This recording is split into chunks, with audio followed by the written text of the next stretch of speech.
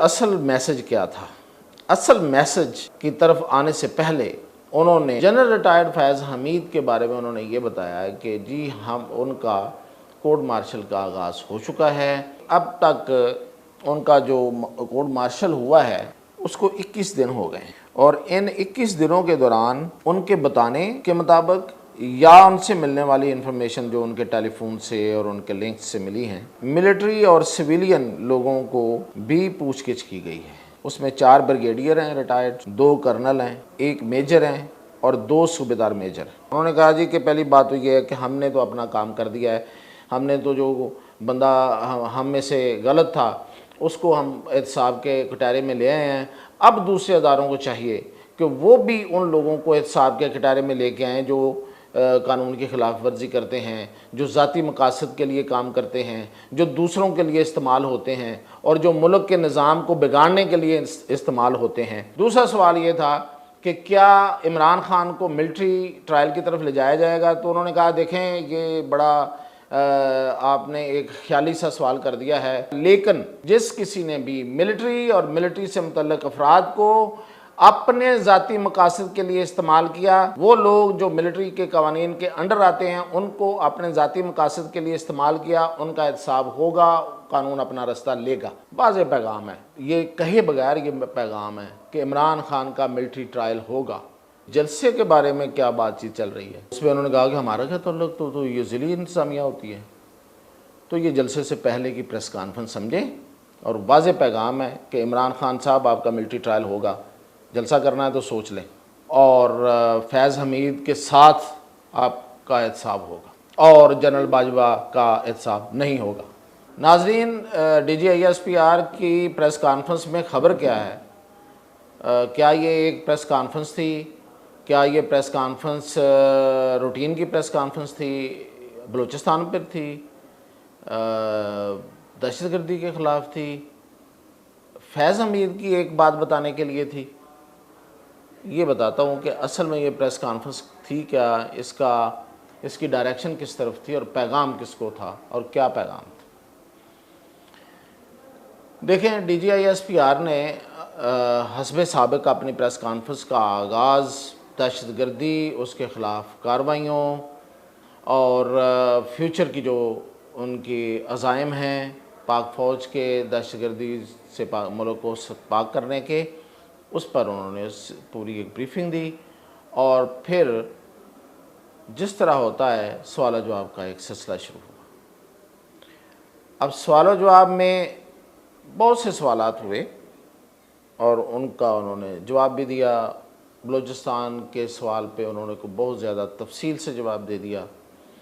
बलूचिस्तान को वो किस तरह से पाक फ़ौज देखती है और वो बलूचिस्तान है क्या, उसकी डेमोग्राफी क्या है, उसका रकबा कितना है, उसमें लोग कितने हैं, उसमें वसाइल कितने हैं, उन वसाइल पे कौन लोग काम कर रहे हैं। उन्होंने कहा 80% लोग जो हैं वो वहाँ की जो माइंस हैं वहाँ पे 80% बलोच काम कर रहे हैं, बलोच जो वहाँ के बाशिंदे हैं।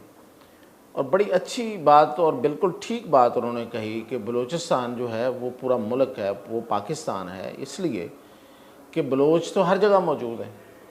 हमारे पंजाब में मौजूद हैं, बलोच के नाम से लिखते हैं, अपना नाम लिखते हैं, पता नहीं कब से मौजूद हैं, कई नस्लों से मौजूद हैं।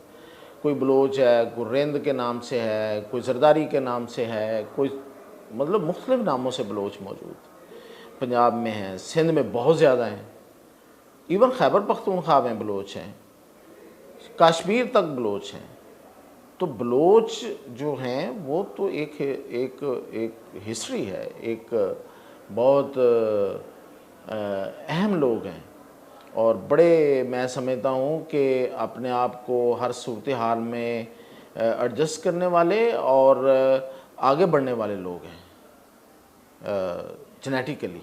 लेकिन अब वहाँ के बलोचों के साथ क्या हुआ है वो मैं आपको पिछले कई वीलॉग में ये बता चुका हूँ। DGISPR ने इसकी तरफ को बहुत ज़्यादा तफसील से तो नहीं कहा और शायद वो अभी वो नहीं कहना चाहते। ये भी एक होगा, कोई उनकी मजबूरी होगी कि उन बलोचों को तो इन सरदारों ने, बलोच सरदारों ने अपने तसल्लुत में रखा हुआ, उनको जो इंसानों का दर्जा नहीं मिल सका। मेरे कहने का मतलब शऊर और आगाही के लिहाज से और सहूलियात के लिहाज से उनको वाक़ईतन वो कोई इंसानों जैसा सलूक उनके साथ नहीं है, तो वो यही नहीं करते। यही सरदार हैं जो इसके ज़िम्मेदार हैं। तो खैर, अब सरदारों पे बात हम तो करते ही रहते हैं। अब पाक आर्मी, पाक फ़ौज, इस्टेब्लिशमेंट, हुकूमत इस हवाले से कब सोचेगी और इस सरदारी निज़ाम के तसल्लुत को कब तोड़ा जाएगा। देखें, इस तसल्लुत को तोड़े बगैर जो बलोच है उसको इंसाफ नहीं मिल सकता, उसको सेहत नहीं मिल सकती, उसको तालीम नहीं मिल सकती, उसको ज़रूरियात ज़िंदगी नहीं मिल सकती, उसकी ज़िंदगी खुशहाल नहीं हो सकती। तो फिर बलूचिस्तान जो है वो इसी तरह रहेगा। ये जो सोच बना रखी है ना, ये सरदार जो हैं ये किले हैं, ये इसमें मतलब इस निज़ाम को पकड़े हुए हैं, इस निज़ाम के कायम रहने में ये बड़ा इनका हाथ है। ये बिल्कुल गलत सोच है। ये गुर्बत के किले हैं, ठुके हुए, बड़ी बड़ी कील, बड़े बड़े ये जो, और ये जहालत के किले हैं, और ये लोगों में महरूमियाँ पैदा करने वाले किले हैं। ये जो सोच है, एक है, मुझे पता है कि ये सोच है कि जी ये निज़ाम को भी तो कुछ लोगों ने चलाना होता है और वो ऊपर लोग होते हैं। ये जो ऊपर होते हैं ना, ये इस्तेहसाली होते हैं। जब ये इस्तेहसाल कर रहे होते हैं तो आपके हाथ में कुछ नहीं आता, फिर आप जितने मर्जी IBOs करते रहें, कुछ फ़र्क नहीं पड़ता। खैर, तो आज की प्रेस कॉन्फ्रेंस की तरफ आते हैं कि असल मैसेज क्या था। असल मैसेज की तरफ आने से पहले उन्होंने जो फैज़ हमीद के बारे में बताया, जनरल फैज़ हमीद, अब उसको शायद जनरल कहना चाहिए या नहीं, सज़ा से पहले, सज़ा तो अभी नहीं हुई क्योंकि जनरल रिटायर्ड तो वो थे। तो जनरल रिटायर्ड फैज़ हमीद के बारे में उन्होंने ये बताया कि जी हम उनका कोर्ट मार्शल का आगाज़ हो चुका है और वो कानूनी तकाज़े जो हैं उनके तहत चल रहे हैं। जो कानून है फ़ौज का, उसके मुताबिक उनका जो कोर्ट फील्ड मार्शल है वो चल रहा है। अच्छा, अब उसकी तफसील मैं कुछ आपको बता देता हूँ जो कि उन्होंने नहीं बताई है। वो ये है कि अब तक उनका जो कोर्ट मार्शल हुआ है उसको 21 दिन हो गए हैं, और इन 21 दिनों के दौरान उनके बताने के मुताबिक या उनसे मिलने वाली इन्फॉर्मेशन जो उनके टेलीफोन से और उनके लिंक्स से मिली हैं, उससे मिलिट्री और सिविलियन लोगों को भी पूछगिछ की गई है, उनसे रिलेटेड जो रहे हैं। उसमें 4 ब्रिगेडियर हैं रिटायर्ड, 2 कर्नल हैं, 1 मेजर हैं और 2 सूबेदार मेजर।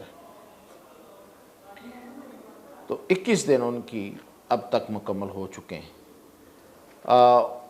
एक राइट होता है फैमिली को मिलाने का, तो वो अभी तक वो समझते हैं कि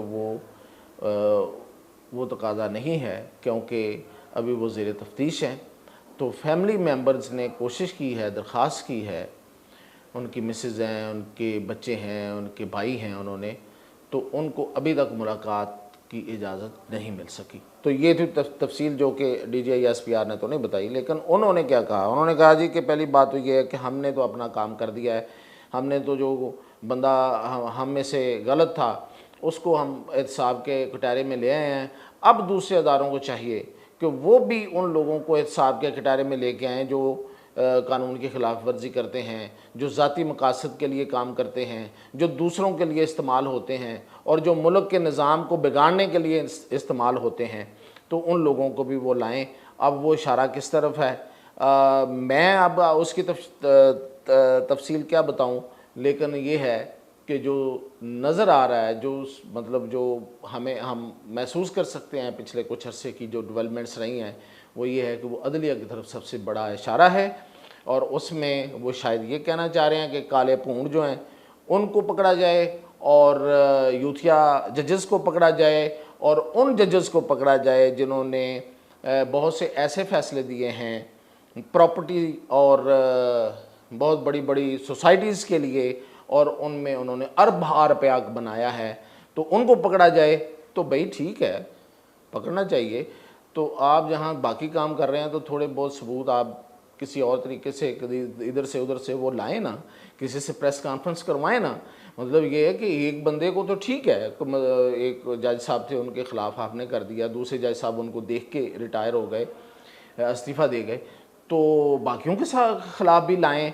जो एक कराची के साहब हैं उनके ख़िलाफ़ जो आपके पास है वो लाएँ, जो काला पूंडा है उसके ख़िलाफ़ आपके पास है वो लाएँ, जो कोई इंडियन एम्बेसीज़ में मुसलसल बतौर जज भी जाते रहे हैं और एक बहुत बड़ा प्लाट भी उन्होंने CDA का लिया वो लाएँ, और असर रसूख से लिया वो लाएँ, तो लाएँ बिल्कुल। जिस तरह से ये जाली डिग्री वाला केस चल रहा है और बाकी चीज़ें आनी चाहिए सामने। जजेस और एहतसाब का निज़ाम जो है वो तो शक व शुबा से बालातर होना चाहिए, और कोई ऐसा बंदा वहाँ ना हो जो ज़ाती मकासद के लिए काम कर रहा हो। इंसाफ देना है तो इंसाफ देने वाले तो ज़ाती मकासद और अपने ज़ाती एजेंडों को और सियासी एजेंडों को आगे नहीं बढ़ाते, और जो ऐसा कर रहे हैं उनको बिल्कुल लाया जाए, और उनको भी लाया जाए जिन्होंने गैर ज़रूरी रिलीफ दिए, और उनको भी लाया जाए जिन्होंने गैर ज़रूरी तौर पे सियासी शख्सियात को सज़ाएँ दी, और एक निज़ाम को, चलते हुए निज़ाम को उसके खिलाफ उसको तलपट किया। वो साकिब निसार हों, वो खोसा हों, वो शेख हों, कोई भी हो, उनको लाया जाए। तो ये उनका मकसद है। तो अब ये किसने लाना है, आपको पता है यहाँ पे ऐसा कोई सिस्टम मौजूद नहीं है कि कोई ले आए, जिस तरह से फ़ौज ने इस दफ़ा करके दिखा दिया है।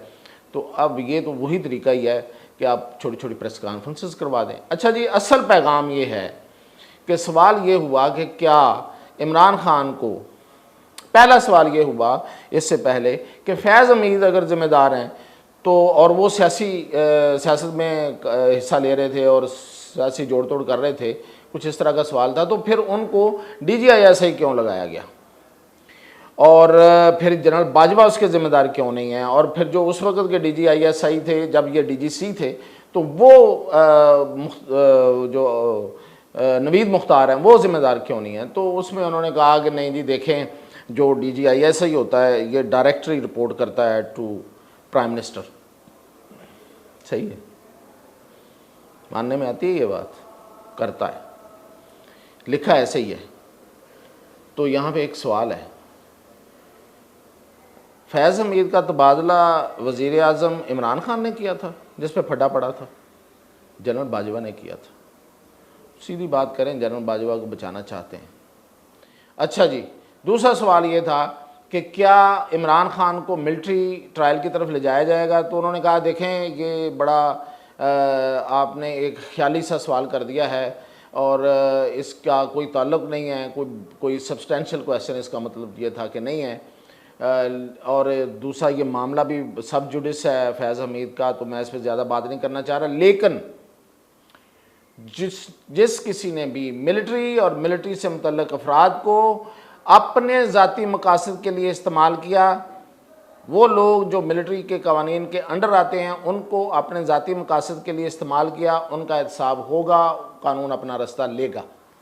मतलब वाज़ेह पैगाम है, ये कहे बगैर ये पैगाम है कि इमरान खान का मिलिट्री ट्रायल होगा। और फिर एक सवाल इससे रिलेटेड था कि जलसे के बारे में क्या बातचीत चल रही है। आपको पता वहाँ के सवाल को फ्रिवलस नहीं हो सकता, वो अपने से सवाल नहीं कर सकता, दिए होते हैं। तो उस पर उन्होंने कहा कि हमारा क्या ताल्लुक़, तो ये ज़िली इंतज़ामिया होती है। तो ये जलसे से पहले की प्रेस कॉन्फ्रेंस समझें, और वाज़ेह पैगाम है कि इमरान खान साहब आपका मिलिट्री ट्रायल होगा, जलसा करना है तो सोच लें, और फैज़ हमीद के साथ आपका एहतसाब होगा, और जनरल बाजवा का एहतसाब नहीं होगा। तो वहाँ पे अगर सवाल पूछने की इजाज़त होती, कोई अपने से सवाल पूछ सकता होता, तो ये भी पूछ लेता कि फेडरल पब्लिक सर्विस कमीशन का सरबराह आर्मी का जर्नल कैसे लग सकता है।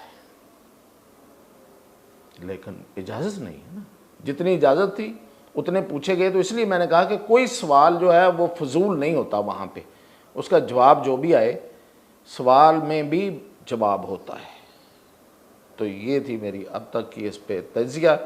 YouTube पर गूगली न्यूज देखने के लिए youtube.com की सर्च बार में गूगली न्यूज TV टाइप करें। गूगली न्यूज के पेज पर सुर्ख रंग के सब्सक्रिप्शन वाले बटन पर क्लिक करना